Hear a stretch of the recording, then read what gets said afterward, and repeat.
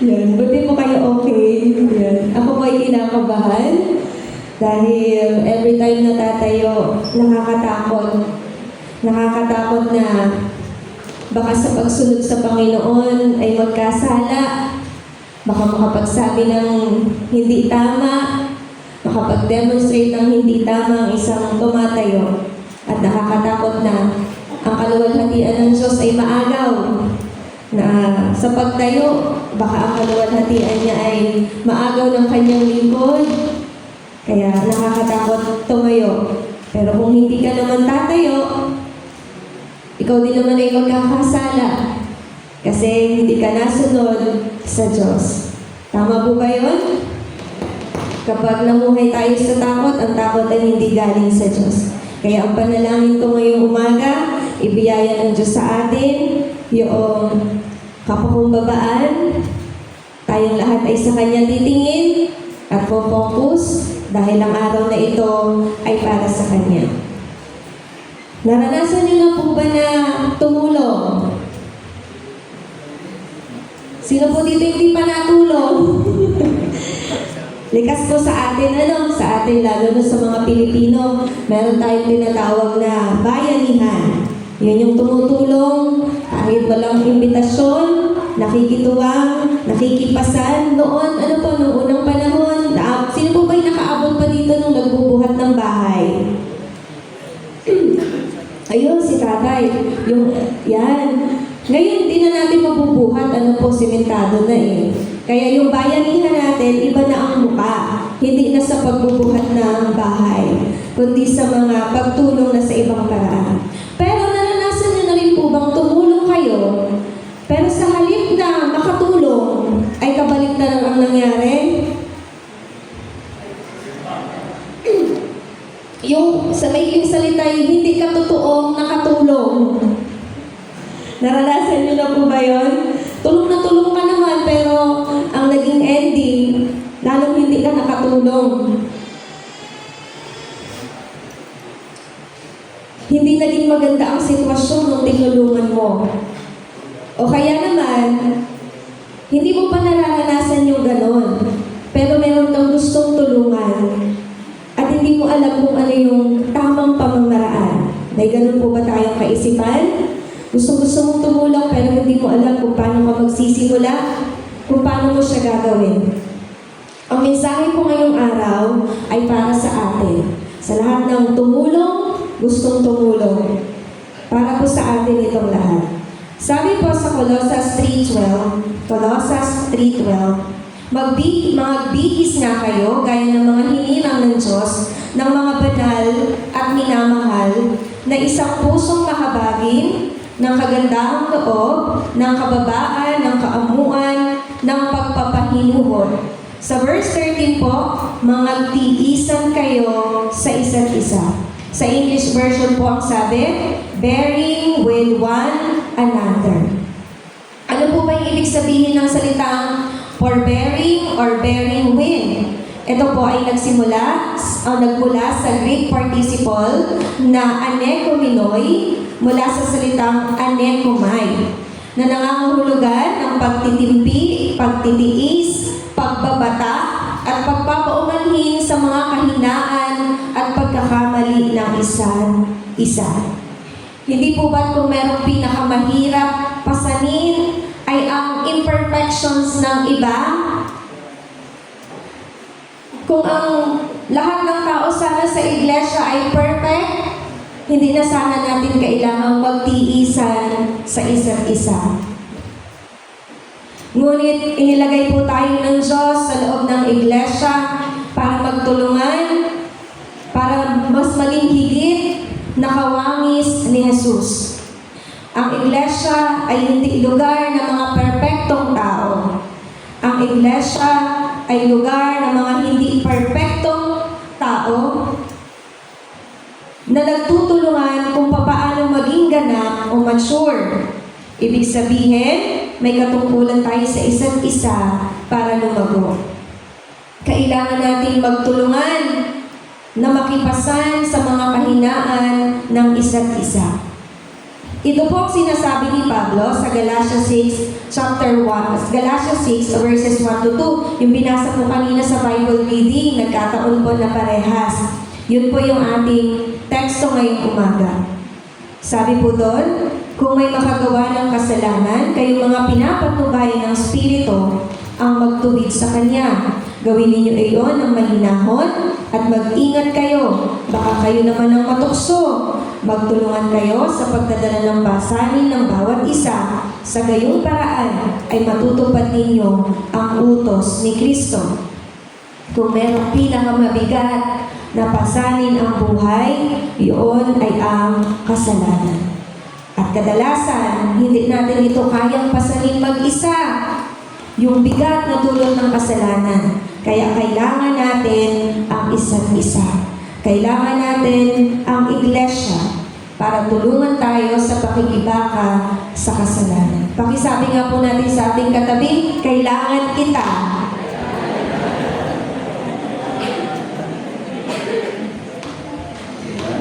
Yan. Ano pong sabi? Parang ayaw. Yan. Kailangan po natin ang isa't isa. Sa ayaw man natin at sa hindi, talagang yung katabi mo, kailangan ka niyan, at ikaw din naman, kailangan mo siya. Kaya hindi tayo mamumuhay mag-isa. Ang buhay Kristiyano ay hindi paglalakbay ng nag-iisa, kundi isang paglalakbay na may pagtutulungan sa pagdadala ng pasani sa isa't isa. Tinawag tayo ng Diyos, hindi lamang para mag-focus tayo sa ating mga sarili.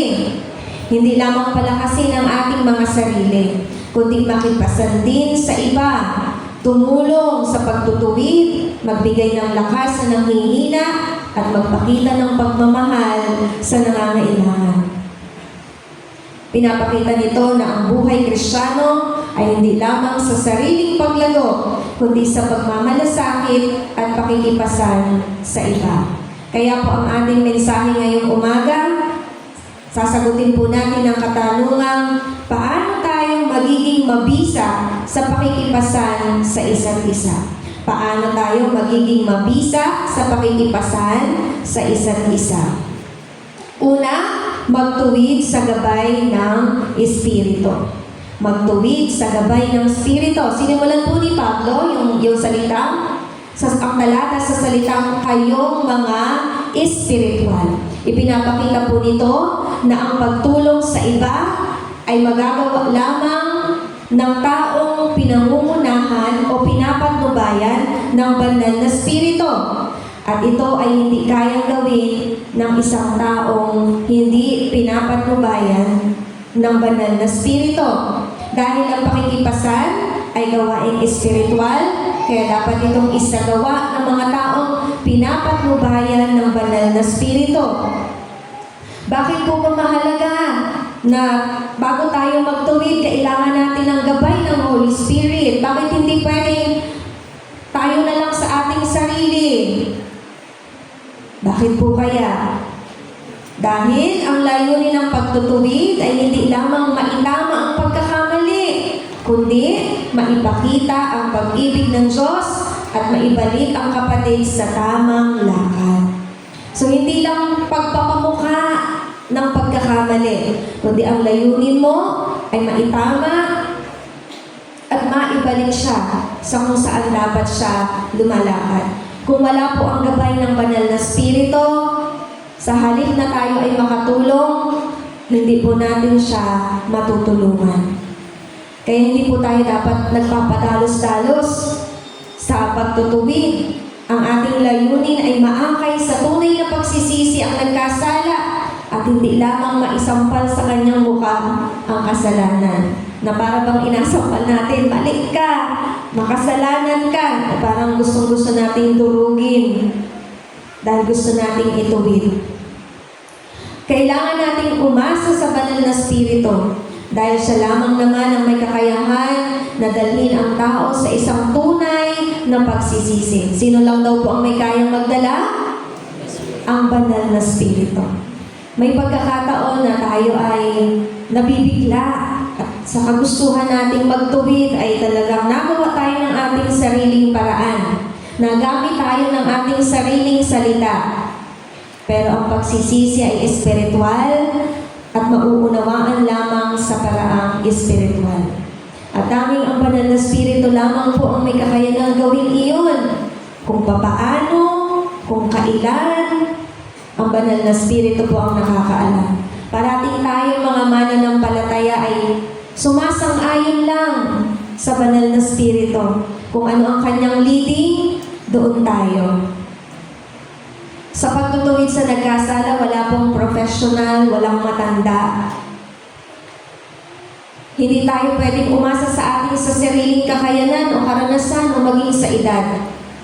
Kailangan natin parating tumipente sa banal na Espiritu. Kaya ang susi, dapat nauuna ang pagsangguni bago gumawa ng aksyon. Wala namang masamang magtanong, ano po? Kung ang layunin natin ay talagang maibalik ang isang tao sa kanyang kaugnayan sa Diyos, tanging ang Diyos ang nag-aayos ng kaugnayan, hindi tayo. Tayo instrumento lamang. Kaya kung ano lamang yung sasabihin ng banal na Espiritu, susunod lamang tayo. Wala namang masama at ito naman talaga ang tama, ang ipanalangin. Manalangin. Kasi sabi nga, pag hindi tayo nananalangin, sinasabi natin sa Diyos na hindi natin siya kailangan. Pag hindi tayo nagpe-pray, sinasabi natin sa Diyos na hindi natin siya kailangan. Kahit sa pagtulong at pagtutuwid, pag hindi natin pinapanalangin, sinasabi natin sa Diyos, Lord, itabi mo, ako na. Pero hindi yun ang tama. Dahil ang nasa Diyos parati ang paggawa. Hindi tayo makakagawa ng kahit anong bagay na makabuluhan at mabuti, hiwalay sa paggawa ng Diyos. Pwede naman nating itanong, Panginoon, paano niyo po gustong ituwid ang taong ito? Kasi may katungkulan naman po talaga tayo na kausapin ng isang tao at magtuwid ng isang kapatid na nahuli sa pagkakasala. Ang tanong parati ay paano? Kasi iba-iba ang kalagayan ng tao eh. Hindi tayo talaga pwedeng magbase sa ating mga sarili. Kailangan natin ang kapuspusan ng banal na Espiritu para alam natin, Lord, tama ba yung ganitong pamamaraan bang salita ang makakarating sa puso niya? O ganito, sino ang makakadiscern nun ay tao lang tayo. Maliban, nasabihin ng banal na Espiritu, ilid tayo ng Holy Spirit. Lord, kahit masakit yung sasabihin ko, kung makakarating sa puso niya at maa-absorb niya, kung ito yung paraan, kung yung masakit na salita ang paraan, gagawin ko. Pero pag sinabi ng Holy Spirit, hindi ang madadala sa masakit na salita, kailangan dyan ay may kahinahunan, hindi natalab ang matalim, hindi natin alam yung tamang pamamaraan. Tanging ang banal na Espiritu lamang ang nakakaalam ng tamang pamamaraan. Kaya yung kapuspusan ng ating aasamin para hindi tayo magkamali. Tandaan natin na hindi dapat personal na opinyon o sariling gawa natin ang manguna, kundi ang kalooban ng Diyos. At sa pagtutuwid po, hindi lamang yung nagkasala ang inasuri, kundi maging ang ating sarili. Sabi ni Pablo, kayong mga espiritual. So first and foremost, na itanong mo sa sarili mo, spiritual ba ako? Namumuhay ba ako ayon sa Espiritu? Kasi pag hindi, may tendency na sa sarili mo lang yon. Magtutuwid ka ayon sa iyong sarili, hindi ayon sa banal na Espiritu. At yun ay pagmamataas. Nagmamataas ka lang sa iyong kapwa. Nakikita mo lang yung bagay na dapat ituwid sa kanya, pero hindi mo nakikita yung bagay na dapat ituwid sa iyo. Kailangan din natin idulog ang ating sarili para ang pagtutuwid ay magmula sa Diyos at hindi sa ating sarili. Kapag hindi tayo hihingi sa banal na Espiritu ng gabay, Maaaring ang ating mga sariling emosyon ang mangibabaw. Yung galit ka agad, may nasabi ka na agad, may judgment ka na agad. Kaya huwag tayong aasa sa ating mga sariling lakas lamang o sariling kaisipan. Sabi nga po sa Zacharias 4:6, "Not by might, nor by power, but by the Spirit of God." Parating, huwag nating aalisin na laging sa banal na Espiritu, laging sa kapangyarihan ng Diyos lamang, sa biyaya ng Diyos lamang, hindi sa ating sarili. Kapag tayo'y sa sarili, tayo'y magiging mapanghusga, at tayo magiging padalos-dalos, at ang worst, tayo ay makakasakit. At sa halip na ating madala sa katuwiran, mailulugmok pa natin sa kasalanan.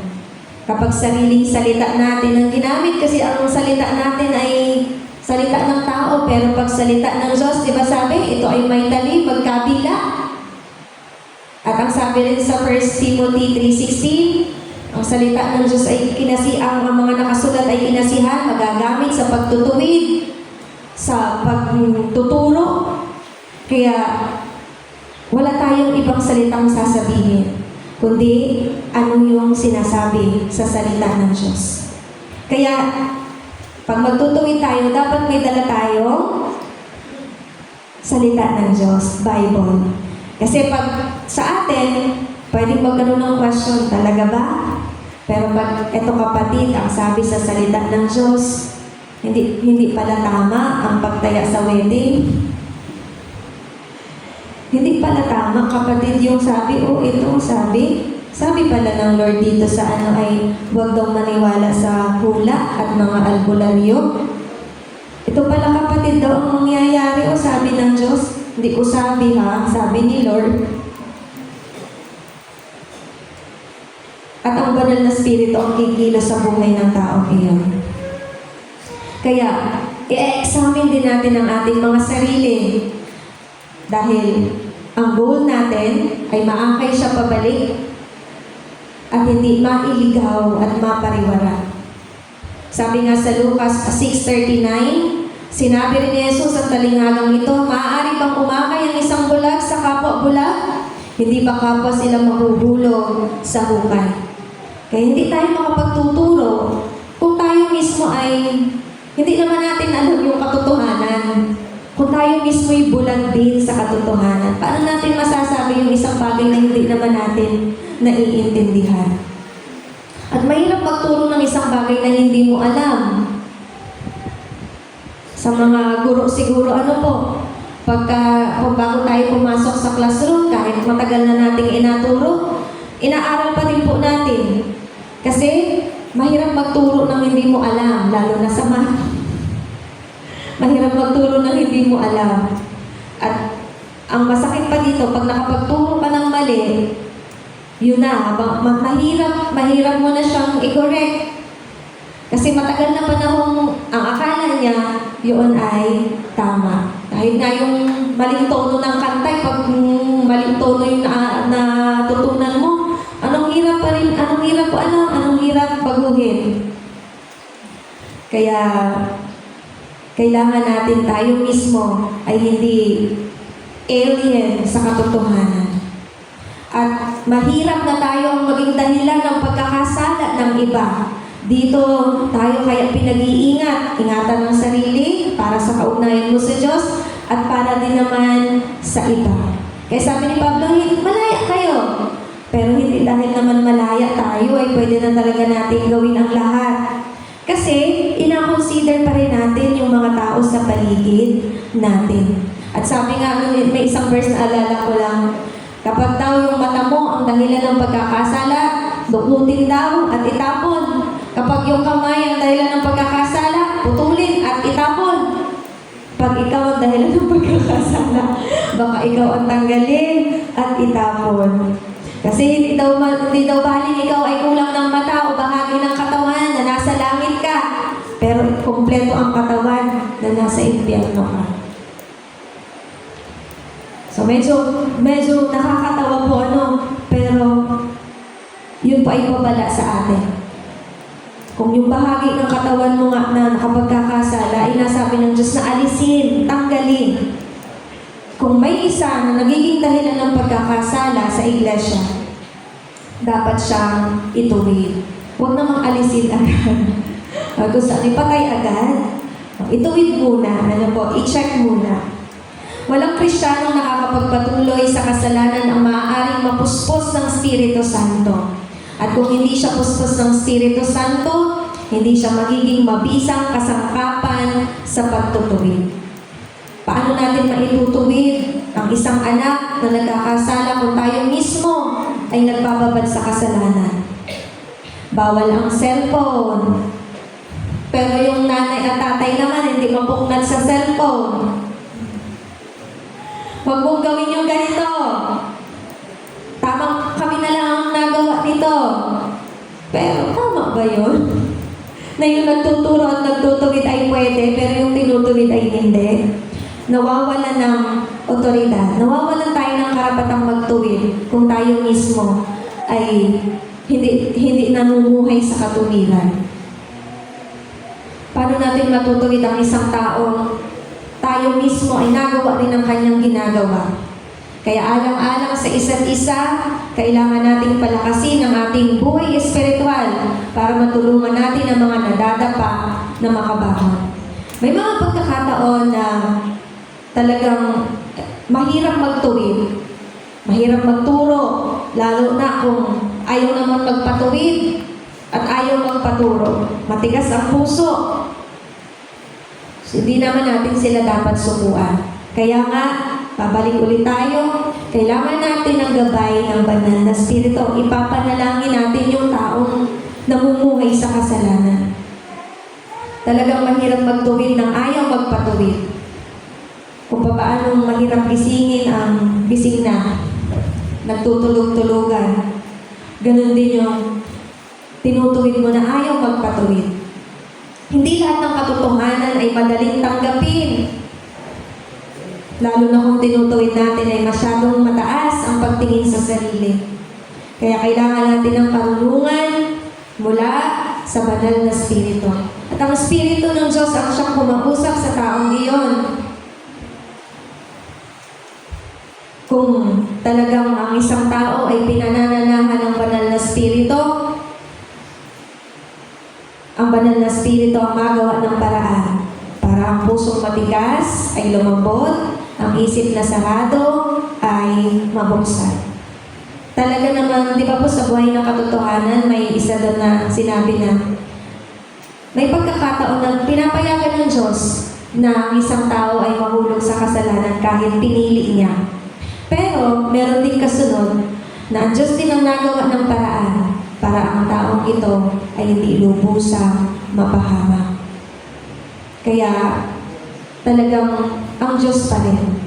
Sa biyaya pa rin ng Diyos. Kaya kahit nagaganyan-ganyanan tayo, kaaaral lang natin, nagkakamali tayo, pero nagawa ang Diyos para tayo ulit ay makabalik sa kung ano ang tama. Maaaring kahit tayo ay puspos ng Espiritu, hindi pa rin natin maakay sa pagsisisi. Ngunit ang mahalaga, nagawa natin ang ating tungkulin sa ating kapatid na nagkasala, na siya ay ituwid sa gabay ng Espiritu. At kung tunay siyang pinanananahan ng Espiritu Santo, maaakay natin siya sa tulong ng Espiritu Santo. Pwede nating isipin, hindi pa niya panahon para maintindihan o para ma-realize ang kanyang pagkakamali, para talikuran ito, wala pa siyang ganung lakas galing sa Diyos para talikuran ng isang kasalanan. So para hindi tayo maghinanakit, ang comfort natin sa ating sarili, na talagang gusto naman natin siyang maituwid. Ang comfort natin, hindi pa siguro panahon para niya maintindihan. Pero at least, yung tungkulin natin sa Kanya at tungkulin natin sa Diyos ay nagawa natin. Kahit masakit, kahit tayo ay nasaktan, kahit tayo ay napahiya, gusto naman talaga natin ituwid. Pero sa ating panagalit, at least, nagawa natin yung tungkulin natin sa Diyos, nasundin siya, at yung tungkulin natin sa ating kapwa. Pangalawa, magtuwid ng buong hinahon. Sabi po sa teksto, Gawin ninyo iyon ng mahinahon. Pero sa mga kagaya natin na talagang nagpapaliwanag lang ay parang gusto ng manaksak. Matatakot na lang ay nakakarinig. Pero sa hindi pa daw siya galit noon, nagpapaliwanag lang. Mahirap po ito, challenge ito, lalo na sa mga nanay.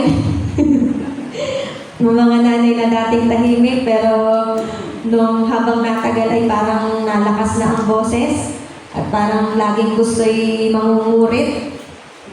Madaling magalit, diba? Kung hormones pa yun. Hormones pa natin mga babae, yung mabilis mairita talaga. O kahinaan ng ating, kahinaan ng ating spiritual na pamumuhay. Sabi nga natin paulit-ulit kanina, responsibilidad po natin ang magtuwid. Ngunit may tamang paraan ng pagtutuwid. Ang paraan na yon, sabi ni Pablo, ay gawin iyon ng may buong hinahon. Dahil hindi sapat na tama ang layunin, mahalaga rin ang paraan. At ang kahinahunan po ay mababasa natin sa Galatia 5:22-23. Isa po siya sa bunga ng banal na spirito. Ibig sabihin, it is something that we cannot work para sa sarili natin. Ito po ay gawa ng banal na espiritu. Bunga ng banal na espiritu sa mga taong kanyang pinananahanan. Kaya, ito ay bunga. Hindi mo ito kayang gawin sa sarili mo lang. Ito'y biyaya ng Diyos sa mga taong kumikilala sa Kanya. May mga pagkakataon talaga na pag nagtutuwid tayo, nakatuon tayo agad sa nagkasala. Ang atake natin agad ay dun sa nagkasala. At minsan ay hindi natin nakikita kung saan ba talaga tayo dapat magalit. Sa nagkasala o sa kasalanan?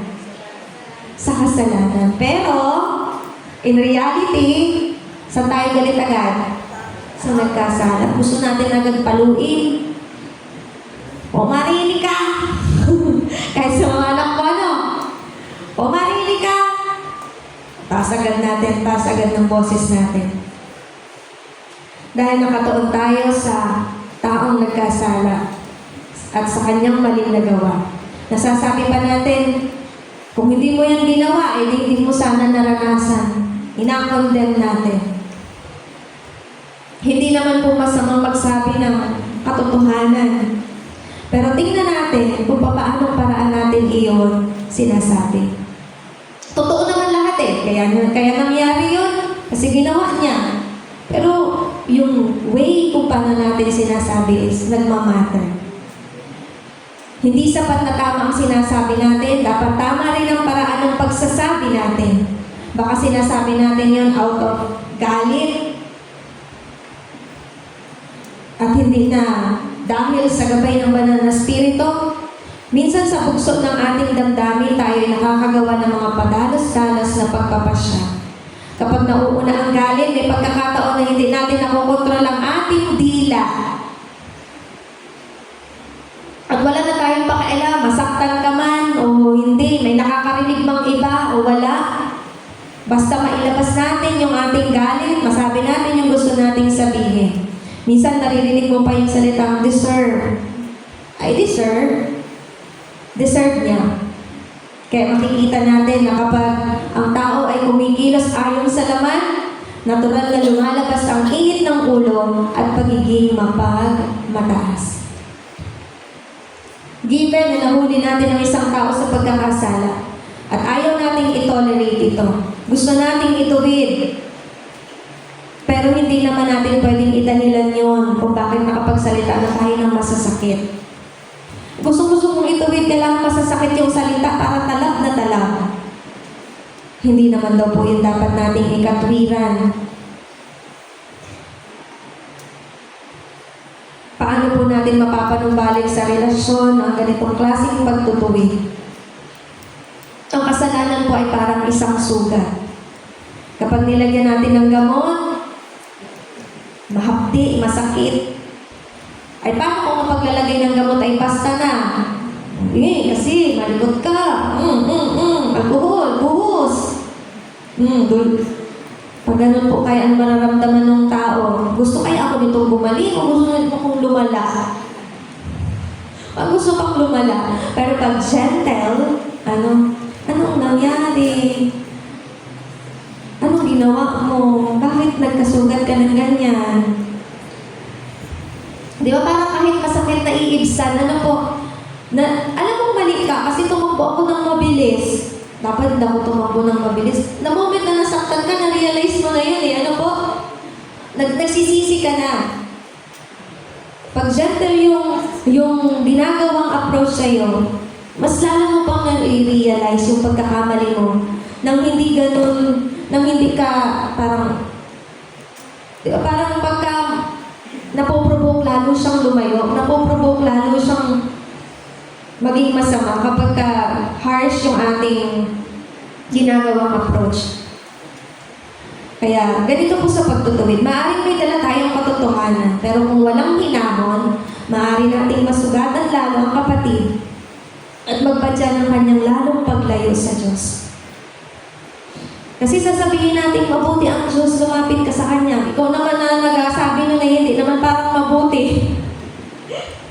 Mabuti ang Diyos, ganito ang gawin mo. Inaingatan ka man din ng Diyos.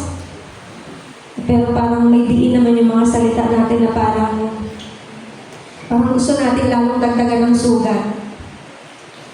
Kasi sanay po tayo naman sa corporal punishment na pag nagdidisiplina, kailangan may palo lagi. Pag didisiplina, hindi lang isang palo lagi. At hindi dapat mahinahon ng boses. Pero ang positive discipline po ay hindi sa psychology galing sa Diyos. Sabi ay mahinahon ng pagtutuwid. Akala natin pag mahinahon, parang walang talab po Pag mahinahon, tama po ba? Pag mahinahon ng pagtutuwid, parang feeling natin walang effect. Kasi sanay tayo na pag inatuwid tayo, kailangan high pitch. Pagtawag pa lang sa pangalan ay pag-call out pa lang ay dapat ay mataas na ang tono para katakot-takot talaga. Kahindig-hindig. Pero sa Diyos ay hindi. Nung kay Adan at Eva nga, di ba? Nasaan kayo? Hindi agad-agad sinabi ng Diyos, Adan! Nasa kayo! Labas! Pasaway kayo! Pakinig! At papaluin! Hindi po ganun ang Lord natin. Ano nga sabi? Lubos kung umibig. Ano nga po yun? Nalimutan ko. Banayan kung magaling. Lubos kung umibig. Kaya din po ba natin yon? Kaya. Alam mo, pinapanalahan ng banal na spirito may bunga ng banal na spirito. May kahinahunan. Ang pagtutuwid na walang kahinahunan ay naglalayo. Ngunit ang pagtutuwid ng may kaamuan ay nagbabalik at nagpapagaling.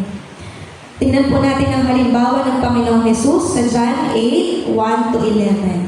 John 8:1-11. Basahin po natin ng sabay-sabay. Si Jesus naman ay pumunta sa bundok ng mga Olibo.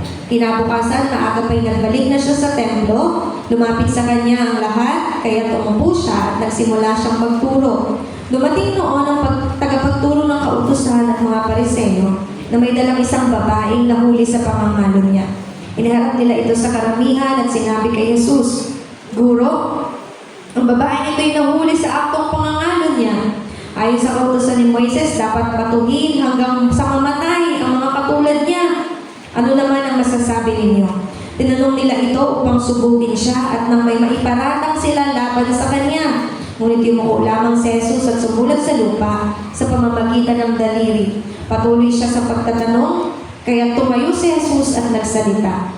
Ang sino man sa inyo na walang kasalanan ang siyang maunang bumato sa kanya. At muli siyang yumuko at sumulat sa lupa. Nang marinig nila iyon, sila isa-isang umalis simula sa pinakamatanda. Iniwan nila ang babaeng nakatayo sa harap ni Jesus. Tumayo si Jesus at tinanong ang babae, nasaan sila? Wala na bang humahatol sa iyo? Wala po, Ginoo, sagot ng babae. Sinabi ni Jesus, hindi rin kita hahatulan. Umuwi ka na at mula ngayon ay huwag ka nang gumawa ng kasalanan. Ano po ang approach ni Jesus? Anong pamamaraan ni Jesus? Sa babaeng nahuli sa akto, nangangalo niya, guilty. Kita po natin yung kahinahunan ng Panginoong Jesus. Hindi po siya nagpadalos-dalos. Sa halip siya ay sumagot sa mga Pariseo. Binalik niya yung tanong. Kung sino yung walang pagkakasala, siya yung maunang bumato. Hindi siya agad gumawa ng aksyon. Hindi niya ipinahiya ang babae. Ang babae ay nasa sitwasyon na nakakahiya at nakakatakot. Ngunit nang magsalita si Jesus, hindi niya pinagsalitaan ng masasakit na salita ang babae. Sa halip tinanong niya, nasaan na sila? Wala na bang humahatol sa iyo? Kaya kahinahunan, sapagkat hindi niya dinagdagan ang kahihiyan ng babae. Hindi niya pinagduldulan yung kasalanan. Kinausap niya ito personally at may dignidad. Alang halimbawa po ni Jesus ay malinaw na nagtutuwid siya, ngunit may habag at biyaya. Hindi niya winawasak ang tao, kundi pinabago niya ito. Kaya ano pong sabi ni Jesus, hindi rin kita hahatulan, umuwi ka na. At mula ngayon, huwag ka nang gumawa ng kasalanan. Habang binubulay ko po ito, nagkakwentuhan kaming mag-asawa.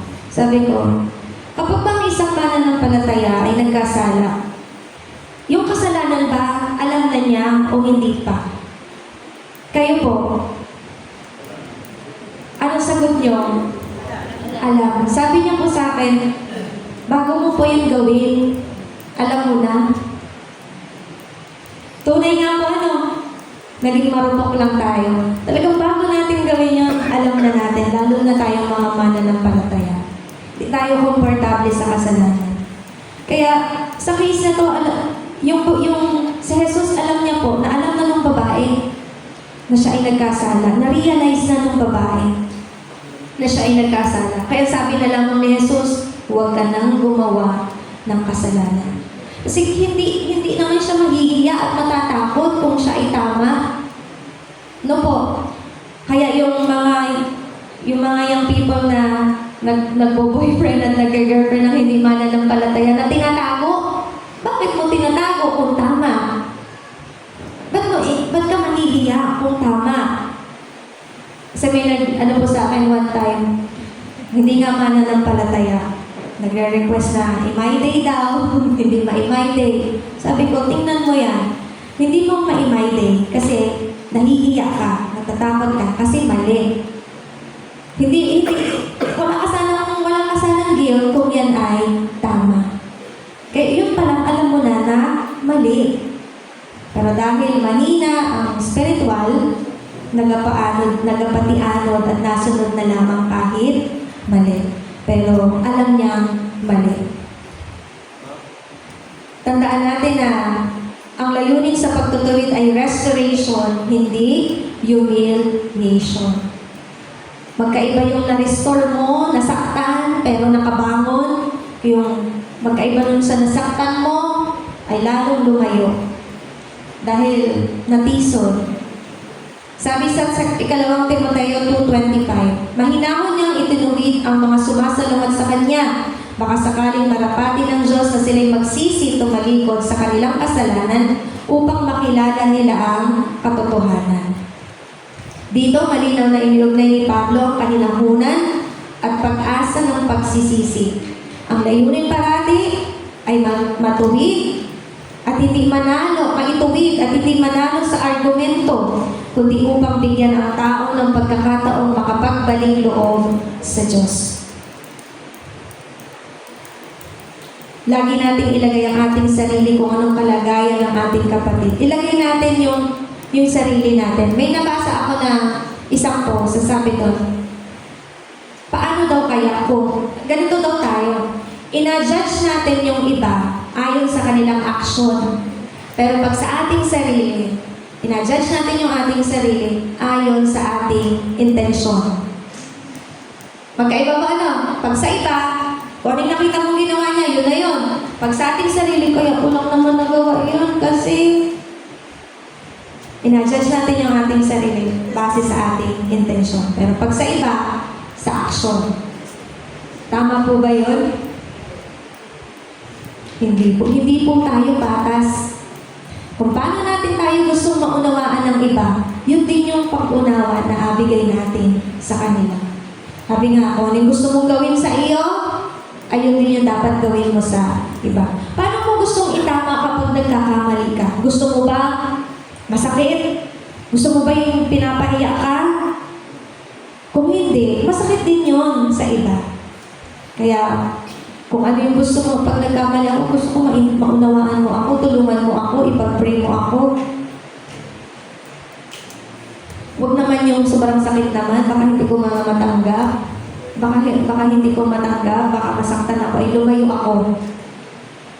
Ano pa namang mga may dinadamdam na kasalanan ay napaka-sensitive. Para talagang may literal na may sugat. Minsan kahit hindi naman talaga dadaan ka lang, ay iwas na iwas. Lalapitan mo lang para yakapin at iparamdam ang pagmamahal ay magtatakot pa sa iyo. Nagigets po kaya ako ng mga cell leader.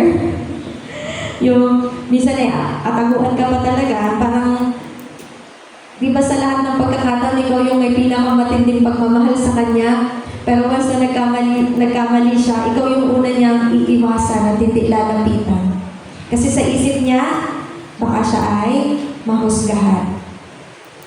Pero tayo naman ay aabot pa rin kahit inaiwasan. Dahil katungkulan natin iparamdam yung pagmamahal at pagtanggap kasabay ng pagtutuwid.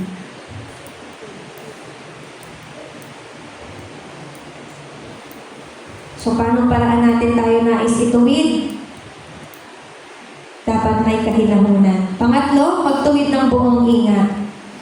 Kasama sa pakikipasan ng pagbabantay sa sariling buhay. Ang sabi po sa teksto, ingatan mo ang iyong sarili, baka ikaw naman ang matukso. Ipinapakita po nito, ang pakikipasan ay hindi hiwalay sa sariling pagsusuri. Kaya, ang pahayag nito ni Pablo ay babala at paalala sa mga taong nagtutuwid. Sabi din ni Jesus sa Mateo 26:41. Mateo 26:41, magbantay kayo at manalangin upang huwag kayong madaig ng tukso. Ano po yung sinabi ni Jesus na sandata ng mga mananampalataya? Manalangin at magbantay. Sinabi po ni Jesus bago po siya takpin sa garden ng Gethsemane, kasama po niya yung kanyang mga alagad. Ito'y paalala na talagang kailangan nating manalangin at magbantay. Sabi din niya doon, the spirit is ready, but the flesh is weak. Laging mahina ang ating mga laman. Kaya kailangan nating palakasin ang ating espiritual na pamumuhay para hindi siya madaig ng laman. Kung sa sariling kakayanan tayo aasa, hindi tayo makakatakas sa tuksong mayroon sa paligid natin. Maliban na tayo ay ingatan at tulungan ng banal na spirito. Pare-parehas po tayong may kahinaan. Amen po ba? Kaya sabi ni Pablo sa 1 Corinto 10:12, ang nag-aakalang siya'y nakatayo ay mag-ingat, baka siya'y mabuhay. Kung tingin mo sa sarili mo ay super strong ka na, wala ka ng kahinaan, wala kang kapintasan, sobrang lakas ng pananampalataya mo, sabi ni Pablo, ang nag-aakalang siya'y nakatayo ay mag-ingat at baka siya ay mabuhay. Kapag hindi tayo maingat, maaaring tayo mahulog sa parehong kasalanan o kahinaan na sinusubukan natin ituwid. Kapag inisip natin tayo ligtas na, at iniisip natin tayo exempted na sa mga tukso at sa kahinaan, at nagiging kampante tayo, maaari tayong mapahamak. Sabi nga ay, maling akala. Mahirap maniwala sa maling akala. Maaari pa rin tayong mahawa o ma-influensya. Ang perfectness, sabi sa buhay na katotohanan, ang pagiging ganap at pagiging perfect ng ating katawan ay maa-achieve lang natin kapag tayo ay nasa langit na. Pero habang nandito pa tayo sa lupa, may mga pagkakataon na talagang tayo ay matutukso, marupok, mahina. Dahil itong flesh na ito laging kalaban ng spirit. Ang gusto nito, lahat maalwan, matulog, tumambay, mag-enjoy, entertainment. Yun gusto ng katawan. Gusto ng spirit mo, magbulay, magbasa, mag-ebanghelyo. gumawa sa Panginoon. Pero itong katawan gusto nito laging humiga. Kaya pag gusto lagi lang kumain, kaya pag lagi itong pinagbigyan natin ng pinagbigyan, sa kapahamakan tayo. Eh parating may battle. Kaya kailangan laging mangibabaw ay yung ating lakas ng spirito. Kaya bago tayo magtuwi, dapat malusog ang ating buhay espiritual. Pero hindi naman ibig sabihin na ay matatakot na tayo, titigil na tayo dahil alam natin tayo ay mahina.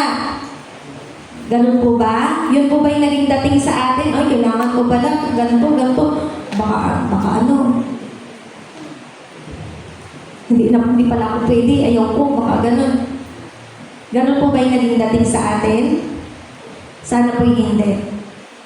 Hindi tayo iiwas sa pagtutuwi dahil alam natin mahina tayo. Bakit po? Binigyan na po tayo ng pamamaraan. Anong sabi? 2, manalangin at magbantay. Manampalataya tayo na kapag tayo nahingi sa Diyos ng lakas, bibigyan niya tayo. Pag nahingi tayo ng Diyos sa Diyos ng karunungan, bibigyan niya tayo. Kaya hindi tayo dapat ma-discourage or, ay, kailangan pala ganito. Na-realize mo na nga na yun pala yung kailangan. Kailangan pala malakas ka. At sinabi na naman ng Lord kung paano ka lalakas. So yun yung gagawin mo, yun yung susundan mo. So hindi ka papaypigil doon sa nararamdaman mong takot.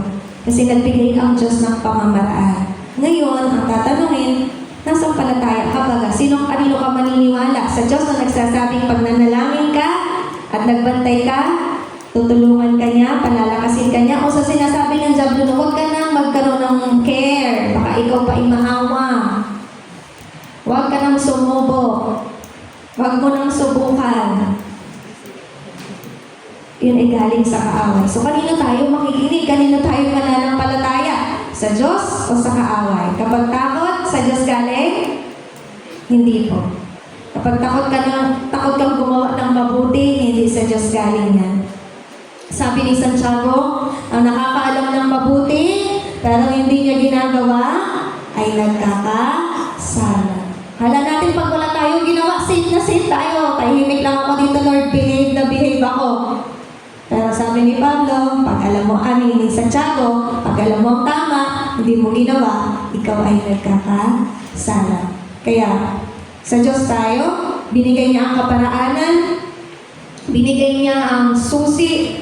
So, nasa sa atin kung saan tayo sasampalataya. Ang takot ay nakakapagpahina ng loob, kaya huwag tayong magpadala doon. Ang kailangan natin ay maging handa espiritual, palaging manalangin at humingi ng gabay sa Espiritu Santo. Sabi sa 1 Corinthians 5:6, pinaliwanag dito ni Pablo na kung paano ang maliit na kasalanan ng isang tao ay nakakaapekto sa pangkalahatan sa iglesia. Kapag hindi natin tinama yung maliit na kasalanan, ito ay maaaring mag-spread at makaapekto sa buong iglesia. Kaya, ang kahit maliit na kasalanan, ating abantayan, ating itutuwid, at may pamamaraan naman pong ibinigay sa atin. Kaya, huwag nating pababayaan. Ang tungkulin natin na ituwid ang kapatid, hindi konsintihin. Sa Judas 1:23, sabi, iligtas ninyo ang iba sa pamamagitan ng pag-aagaw sa kanila mula sa apoy. At sa iba naman ay mahabag kayo ng may takot na kinapupuotan maging kasuotang na dungisan ng laman. Ano po yung pamamaraan na sinabi sa Judas? Una, iligtas mula sa apoy. Ito po ay naglalarawan ng pagliligtas o pagtutuwid ng agaran. May mga taong kailangan agad-agad nating ituwid. Saan manggagaling yung discernment natin? Sa Holy Spirit. Hindi natin alam po yun sino yung mga taong urgent na ang need, sino yung mga taong ganito dapat ang approach. Sa Holy Spirit pa rin po tayo magre-rely. May mga taong kailangan sa madaling panahon ay maituwid. At hindi na natin kailangang ipagpaliban. Sabi po, pangalawa, mahabag kayo, sa iba naman ay mahabag kayo ng may takot. Ano pong ibig sabihin? May mga taong kailangan nating ituwid at lapitan ng may kahinahunan at habag. kasabay din nun, may takot o pag-iingat. Ibig sabihin, kagaya ng pangalawa nating punto, punto na ito, mag-ingat na huwag tayong madala sa kaparehas na kasalanan. Pangatlo, kinapupuotan, maging ang kasuotang nadungisan. Ibig sabihin po, ang dapat nating kamunian ay yung kasalanan, hindi ang taong nagkasala. So lahat po na yun, paano natin malalaman, kailan, paano, saan? Sa tulong po ng banal na Espiritu. Yung mga taong urgent ang pangangailangan ng pagtutuwid, sa natin itatanong sa banal na Espiritu. Yung mga taong kailangan dahan-dahan, utay-utay, tatanong natin sa banal na Espiritu. Kaya, napakalaki ng gampanin po ng banal na Espiritu sa buhay nating mga mananampalataya. Talagang wala tayong kayang gawin sa ating mga sarili. Kahit na sa personal nating buhay, talagang sa banal na Espiritu lamang tayo kakapit. Ngayong araw po naunawaan natin ang mga pamamaraan sa tulong ng banal na Espiritu. Ang pakikipasan ay hindi lamang simpleng pagtulong sa kapwa, kundi pakikibahagi sa bawat kahinaan at pasanin sa buhay. Sabi sa Galatia 6:2, magtulungan kayo sa pagdadala ng pasanin at sa gayon, matutupad ninyo ang kautusan ni Kristo. Ang pagtulong ay bahagi ng pagmamahal. Di ba po, sinamarize ni Jesus sa dalawa? Una, mahalin mo ang Diyos. Pangalawa, sino daw po ang dapat mahalin? Ang iyong kapwa. Kasama ba sa kapwa ang kapwa mananampalataya? Kasama. At kapag daw ang pagtulong ba ay bahagi ng pagmamahal? Ang pakikipasan po ba ay bahagi ng pagmamahal? Isang uri ng pagmamahal? Amen po ba? Parang ayaw nung iba. Kailangan love ay love. Hindi man love is helping. Ganun po ba? Amen po ba na ang pagtulong at pakikipasan ay pagmamahal sa kapwa? Amen. Convinced tayo doon.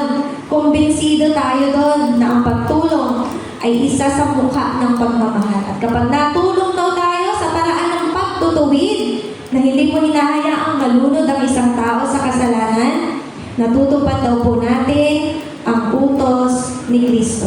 Sabi pa naman, nakakatakot yung sa Matthew, hindi lahat ng natawag sa akin ng Ama, or Diyos ay maliligtas. Sino lamang daw po?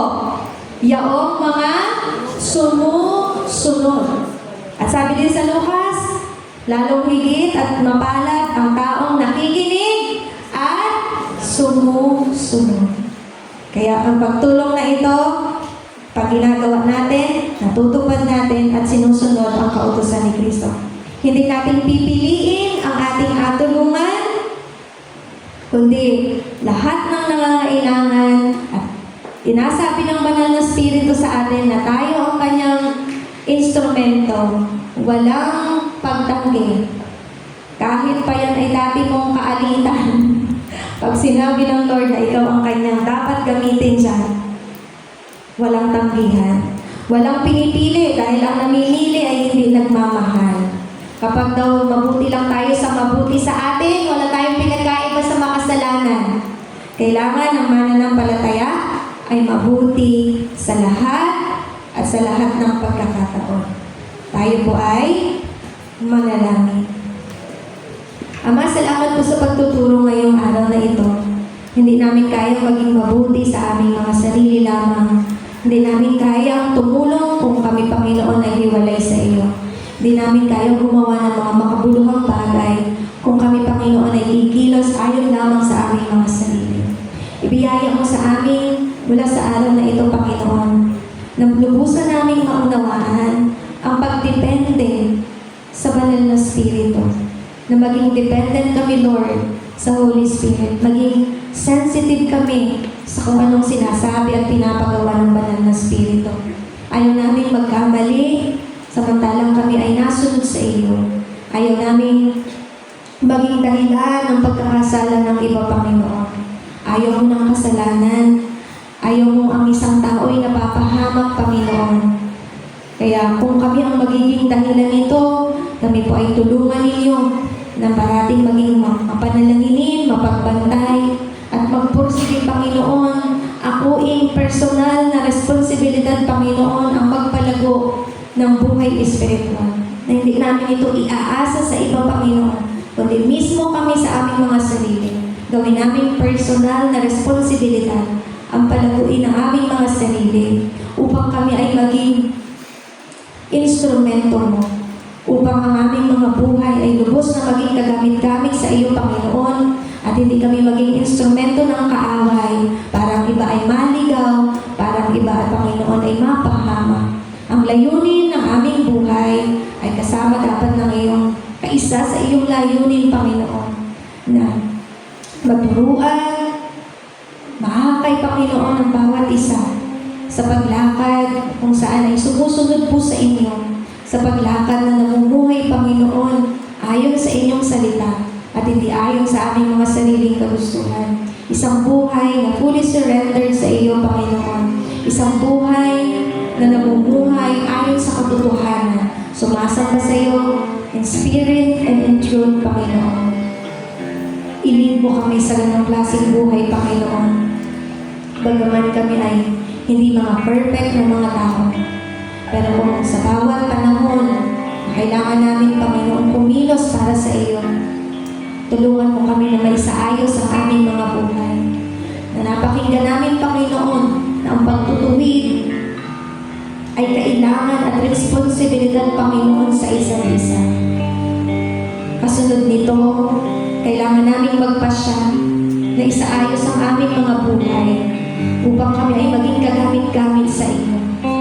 Kung may nakikita ka sa aming mga sarili, Panginoon, na kasalanan, na itong nakakahadlang para kami ay makagawa ng mga mabubuting bagay, tulungan mo kami, Lord. Biyayaan mo kami ng lakas na matalikuran ang kasalanan ito. Bigyan mo kami ng kalumbayan sa aming mga puso na hindi kami masatisfy sa pamumuhay ng taliwas sa iyo. Huwag mo kaming hayaan maging masaya na gumagawa ng mga bagay na nakakapagpalayo sa aming kaugnayan sa iyo. Help us, Lord, na makapamuhay ayon po sa nais ninyo. Kinikilala namin na kami parating mahina at kailangan ka sa aming pagsunod, sa aming pamumuhay, Panginoon, sa gitna ng aming paggawa bilang patutuo sa iyo, Panginoon. Kailangan ka namin parati, Banal na Espiritu.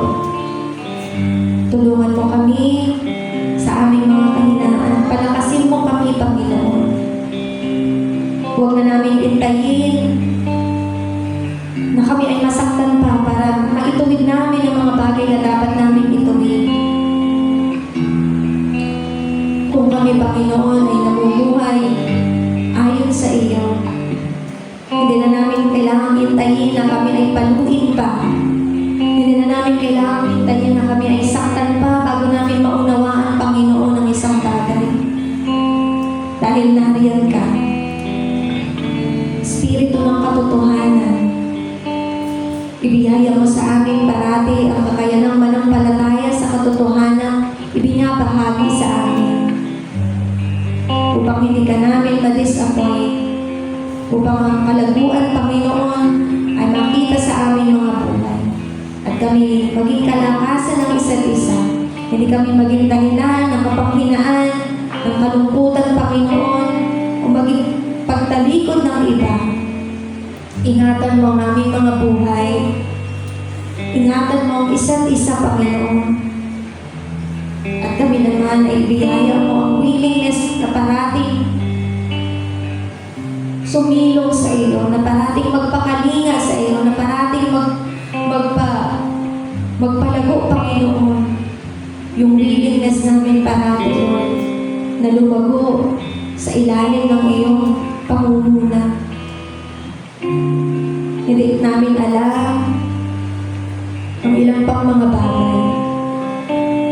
Hindi namin inaturing ang aming mga sariling nakahihigit sa iba.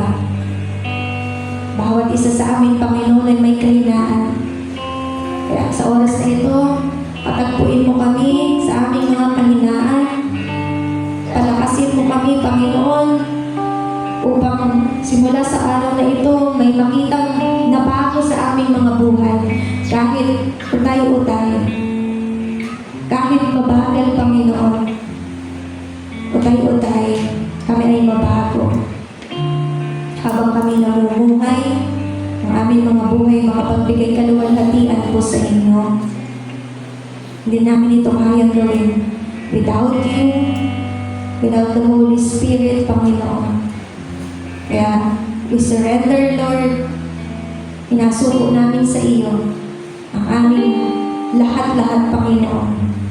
At kung may nakikita kang pagmamataas dito na iniisip namin sa bahagi ng buhay namin ay kaya namin itong gawin mag-isa, i-review mo kami, Panginoon. At ibiyaya ang katotohanan, magapalaya sa amin sa maling kaisipan, magapalaya sa amin sa maling damdamin, Panginoon, na nagre-resulta ng maling paggawa. Sa iyo namin inaasa ang aming buhay, wala nang iba, Panginoon. Sa iyo ang kapurihan, sa iyo ang pasasalamat, sa iyo ang mataas na pagkilala, sa iyo ang lahat ng bagay, Panginoon. At ito po'y aming hinihiling, Lord, ang mga panalangin ito na mayroong kapakumbabaan, mataas na pagkilala sa iyo at pananampalataya sa iyo. Sa tanging pangalan po ng Panginoong Jesus.